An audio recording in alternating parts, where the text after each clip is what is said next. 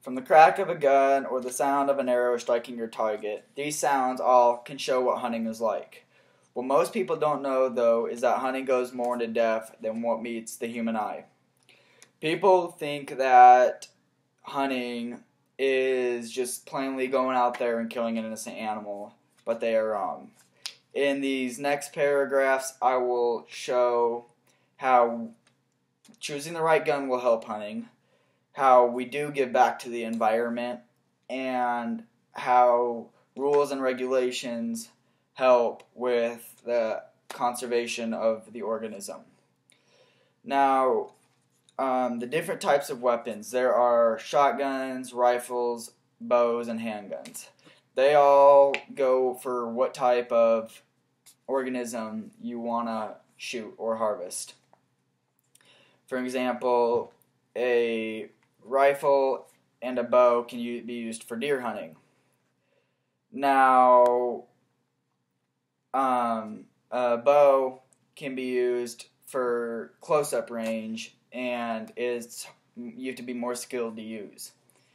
And a rifle is much more easier. It's better to carry around, but it all depends on how much of a skill level you are at. And as Daniel Ross states, whether it's convenience, tradition, or looking for a thrill, people will pick up a bow or rifle depending on which one better fits their needs. Now, there are different types of ammos that go along with your gun. Now, you need to get a good understanding of which type of ammo you need to choose. For an example, a .22 long rifle compared to a .22 pistol. You can't get .22 pistol for a long rifle or a .22 long rifle for a pistol. It'll still fit in the gun, but it won't fire correctly. And for shotguns, it all depends on what type of bird you want to hunt and what type of gun your shells hold. As Warden states, ammunition selection can be one of the most intimidating challenges facing a new shooter or firearm owner. Manufacturers produce an array of different loads, with each varying in some type of way or another. Now, on to my second topic. My second topic is hunting, how hunting gives back to the environment. Now, as a hunter, you pay your dues back to the environment in many ways. One example is the Pittman-Robertson Act. Pittman-Robertson Act gives an 11% tax on all ammo or guns or hunting supplies in general. Now, as Rawlinson states, we went from the brink of an ecological disaster in the beginning of the 20th century to wildlife abounding in every state. Critters that were uncommon 75 years ago are now common today. This is all because of the Pittman-Robertson Act. All the money that the taxes create goes back to the wildlife conservation. The money organizations raise, such as Rocky Mountain Elk Foundation, Ducks Unlimited, or Pheasants Forever, that also goes back just plainly into the environment.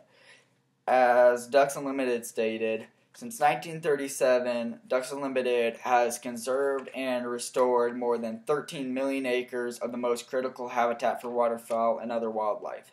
Now, this helps with the conservation and conserving all the land. My next point is the reasons why the populations are not affected. There are seasons and dates on the types of animals you can shoot.